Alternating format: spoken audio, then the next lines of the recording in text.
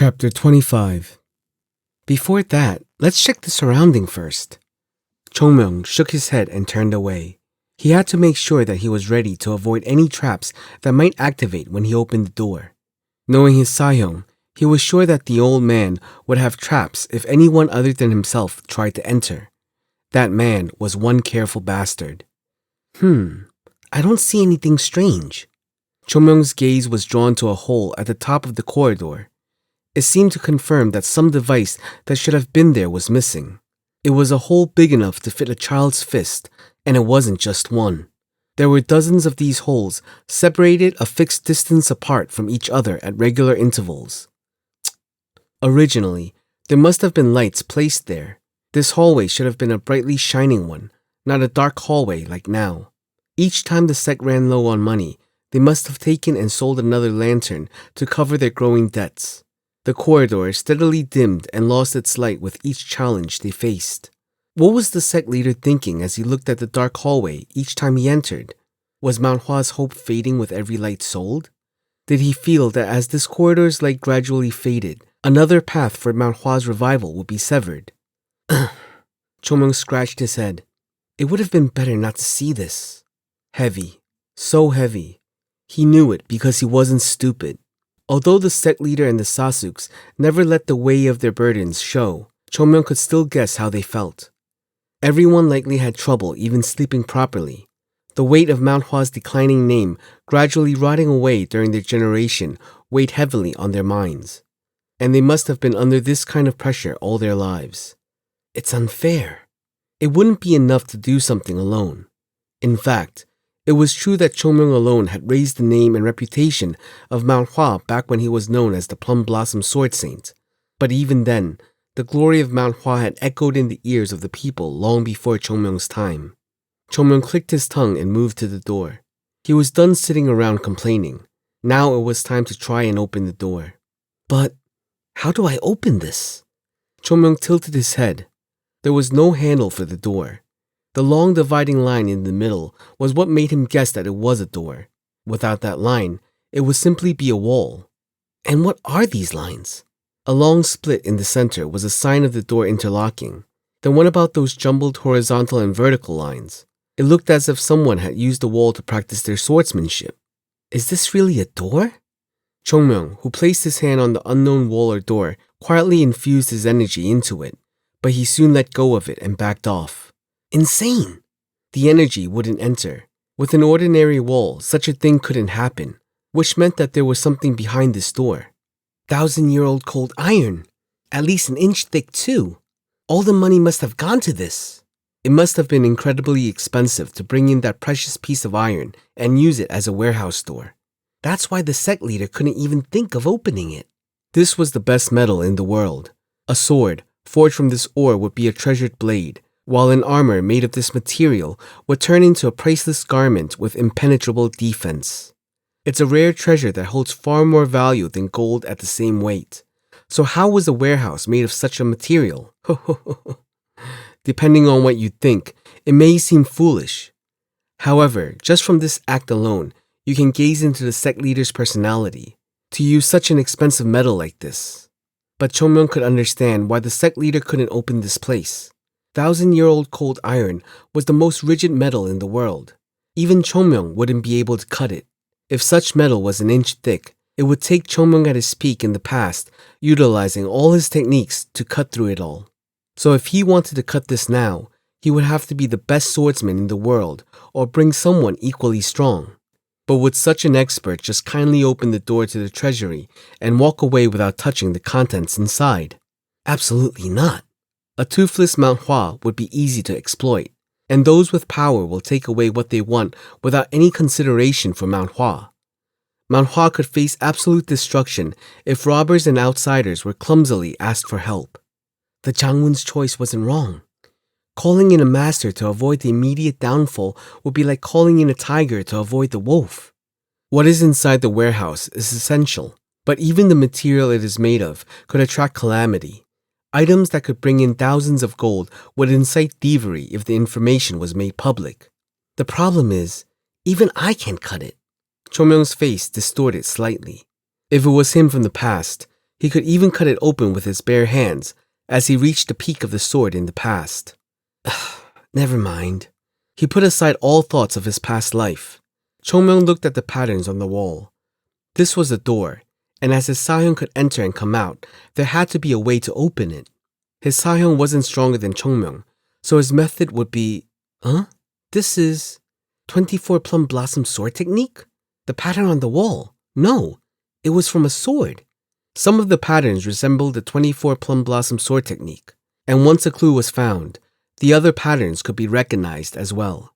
This is the equilibrium sword technique, and this one is also the plum blossom sword. There were lines from shallow cuts to deep marks. Engraved on this door were the techniques unique to the disciples of Mount Hua. That's why the sect leader couldn't open it. Because the plum blossom sword calls for the 24 plum blossom sword technique, which has been lost to the sect. Although it's possible to recognize a sword technique from the pattern it leaves, the sect leader couldn't learn and understand the technique just from these markings. This death. Chongmyung let out a sigh. The marks started with the equilibrium sword and bamboo leaf technique, followed by the 24 plum blossom sword technique. That was the way to open this door. If the technique was spread precisely along the path, it would make the door open by itself. Chongmyung couldn't understand how such a thing was created, but the problem was solved. Now only one problem remained. How am I supposed to do this? If it was the past, there wouldn't be any problem. Not just him, but any disciple of Mount Hua in the past would be able to open this door without much trouble. However, the current Chongmyung was a child who didn't properly learn the sword technique. He could still follow the sword lines. However, it was impossible for him to put in the energy needed to unfold it at once. Chongmyung sighed deeply. Nothing is impossible. If it was impossible, then make it possible. There were no problems in the world that couldn't be solved. Chongmyung gritted his teeth and put his hand together on his danjeon.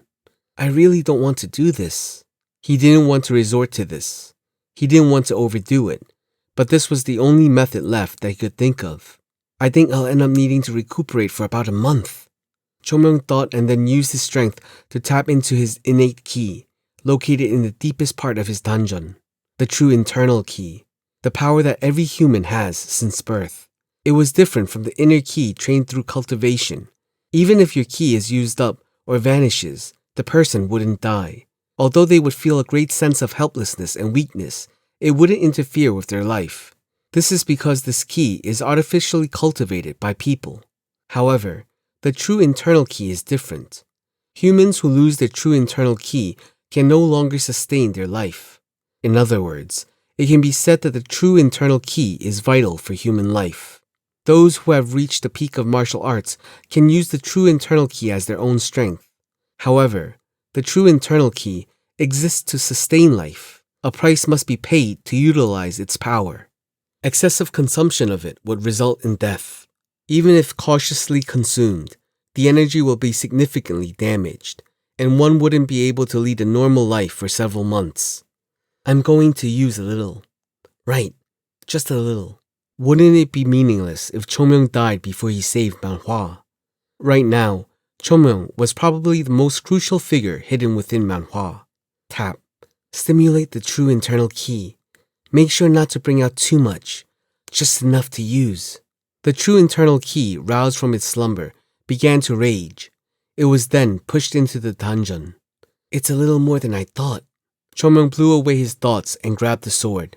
Is it possible? It is. It has to be. A magnificent power was created by mixing the internal ki with internal energy and letting it flow throughout his entire body. As this energy began to flow through his unfamiliar body, his entire being shook. Kuh! A groan escaped from behind his lips.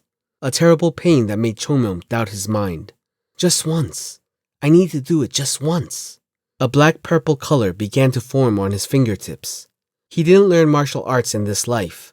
It was nothing more than a clumsy imitation of what he remembered from the past, and it felt even more unfamiliar because of the childlike body. Chongmyung's hand cut through the air like a beam of light. A vivid trail of illusory purple light pierced the wall. Quack! It was a door that had to be opened in one go since Chongmyung couldn't handle doing it another time. But even his imitation was slow, thanks to his body's condition. Quack! Every time he moved, it hurt, but Chongmyung didn't stop and kept moving his hand. As the excessive movements continued, he could feel his muscles tearing as if they would snap at any moment, and his face was flushed and burning as though it would explode at any time. I'm the Plum Blossom Sword Saint. If he didn't have the ability, then he would have to move his body on pride alone. Biting his lip to drive his consciousness forward, Chongmyung unleashed his final struggle. His hand stopped in the air. Done? His legs were trembling, and his heart pounded erratically, as if desperately trying to keep his body together. But he didn't have time to pay attention to his current condition. If the door still didn't open after this, he would truly be facing a disaster. It was then. He thought he heard a strange squeaking sound, the sound of something opening, and the huge door ahead moved. Ah! It opened! He thought that the door would open fully, but only the lock on it seemed to have been released. But it was... Suddenly, Chongmyung curled forward, grabbing his stomach.